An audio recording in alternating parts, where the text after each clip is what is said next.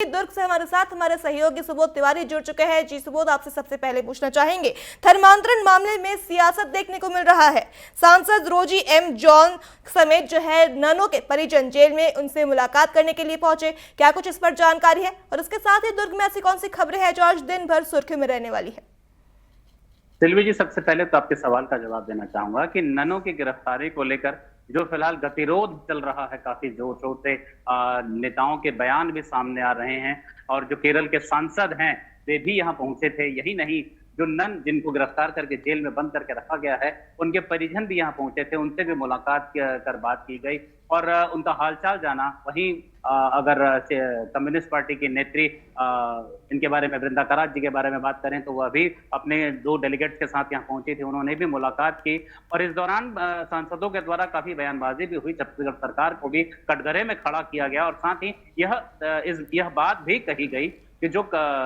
अब जो बात जब कोर्ट तक चली गई है और जो जिला न्यायालय है उसके अधिकार क्षेत्र से बाहर हो गया, अब एनआईए ही इसकी जांच करेगी और इस पर फैसला सुनाएगी। तो इस बात को लेकर अब उन्होंने भी हामी भरी है और उन्होंने अदालती कार्रवाई पर और संविधान पर विश्वास जताया है। फिलहाल अभी किसी भी तरह की कोई भी बयानबाजी नहीं आ रही है क्योंकि उन्हें भी पता है यह छत्तीसगढ़ है और छत्तीसगढ़ में भारतीय जनता पार्टी की सरकार है और लगातार अगर भारतीय जनता पार्टी की सरकार के खिलाफ ही बयानबाजी की जाती रहेगी तो कहीं मामला उलट ना पड़ जाए। इस वजह से भी सांसद अब संतुलित और संयमित व्यवहार करने लगे हैं। वहीं बताया जा रहा है कि वे अभी भी उनमें से कुछ सदस्य जो हैं प्रतिनिधिमंडल के, वे छत्तीसगढ़ में रुके हुए हैं विभिन्न जगहों पर और लगातार हो सकता है कि आने वाले समय में मुलाकातों का दौरा इस तरह से जारी रहेगा जब तक कि ननों के पक्ष या विपक्ष में फैसला ना आ जाए। दूसरी बड़ी बात है कि अगर हम बात करेंगे राज्य सरकार के द्वारा दिए जाने वाले मदों की राशि को लेकर, खासकर विकास और निर्माण को लेकर, तो भिलाई नगर पालिका निगम में 9 करोड़ के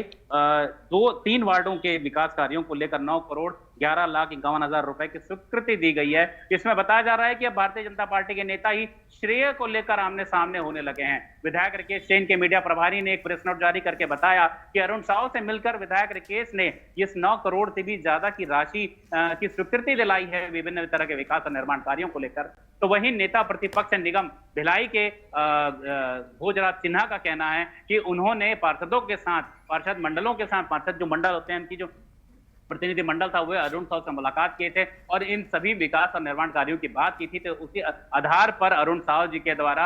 इस मद की राशि को स्वीकृति दी गई है। तो इस तरीके से भारतीय जनता पार्टी के 2 कद्दावर नेता आमने सामने दिखाई दे रहे हैं और यह ऐसा पहली ही बार नहीं, इसके पहले भी कई बार इसी तरह के विकास और निर्माण कार्यों को लेकर भारतीय जनता पार्टी के नेता आमने सामने दिखाई दिए हैं। वहीं बात करेंगे अब जनपद पंचायत की। जी हाँ, जनपद पंचायत की, जहां पर विकास कार्यों को लेकर जो 15वें वित्त आयोग की राशि होती है उसके बंदरबाट की शिकायत विभिन्न सदस्यों ने की है। बताया जा रहा है कि मीटिंग के दौरान सभागार में जब सदस्यों ने यह बात पूछी कि इन्होंने जो शिकायत की थी विभिन्न तरह के विकास कार्यों के लिए 15वें वित्त आयोग की राशि सभी को क्यों नहीं दी गई, तो इस पर जो टीओ हैं बजरंग दुबे और साथ ही अध्यक्ष हैं उनका कहना था कि बहुमत के आधार पर राशि का वितरण किया गया है। तो वह इस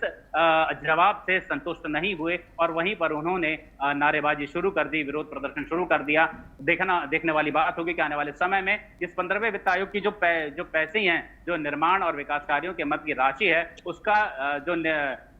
जो बंटवारा है वह किस आधार पर किया जाएगा? क्या बहुमत को ही आधार बनाया जाएगा या विकास की, जो क्षेत्र में विभिन्न तरह के विकास कार्य होते हैं उसकी आवश्यकता और अनिवार्यता को देखकर इस मद की राशि को वितरित की जाएगी? दूसरी अगर बात करें दुर्ग पुलिस को लेकर, तो जिले के बदमाशों पर और तमाम तरह के आपराधिक वारदातों पर नकल कसने के लिए एक नई तरह की पद्धति शुरू की गई है। यहाँ जिला अगर एसएसपी विजय अग्रवाल जी के इस प्रयास के बारे में बात करें तो एक बॉन्ड इनसे भराया जा रहा है जिसमें बताया जा रहा है कि 23 थाना और 6 चौकियों के में कुल गुंडा बदमाश 515 हैं, जिसमें 265 निगरानी शुदा बदमाश हैं। उनमें से लगभग 330 बदमाशों ने अपराध न करने का एग्रीमेंट पुलिस के साथ साइन किया है और यह भी बात उसमें दर्ज है कि अगर वे अपराध में लिप्त पाए जाते हैं तो न केवल उनके खिलाफ कड़ी कार्रवाई की जाएगी पुराने मामलों को निकालकर, बल्कि उन्हें आर्थिक नुकसान भी सहना पड़ेगा। सिल्वी जी, सुबोध, आपसे पूछना चाहेंगे, धर्मांतरण का आपने जिक्र किया, धर्मांतरण पर सांसद विजय बघेल ने भी कांग्रेस पर निशाना साधा है। उन्होंने कहा है कि कांग्रेस जो है भ्रम फैला रही है, कांग्रेस के राहुल गांधी और प्रियंका गांधी जो है यहाँ पर शांति भड़काने का काम कर रही है। इस पर क्या कुछ कहना चाहेंगे आप?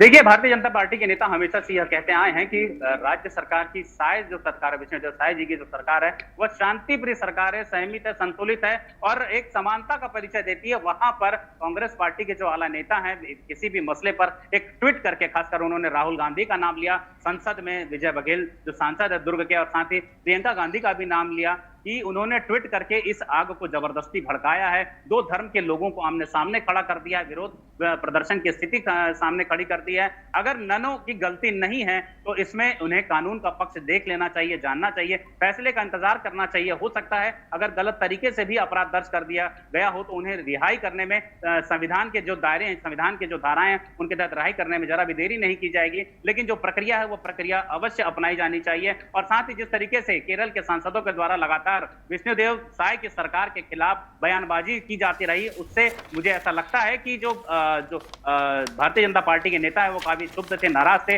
और यही वजह थी कि इसका एक रूप लोकसभा संसद में देखने को मिला, जहां विजय बघेल ने सीधे कांग्रेस पर हमलावर होते हुए राहुल गांधी और प्रियंका गांधी का नाम लेते हुए यह बात कही कि इनके द्वारा, कांग्रेस पार्टी के द्वारा, उनके नेताओं के द्वारा, उनके सांसदों के द्वारा और साथ ही इंडी गठबंधन के सांसदों के द्वारा भी छत्तीसगढ़ के जो कि शांति प्रिय धारा है, शांति प्रिय सरकार है, उनमें दो धर्मों के बीच लड़ाई झगड़ा कराने का प्रयास किया जा रहा है विभिन्न तरह के बयान देकर। जी सुबोध, तमाम जानकारियों के लिए आपका धन्यवाद।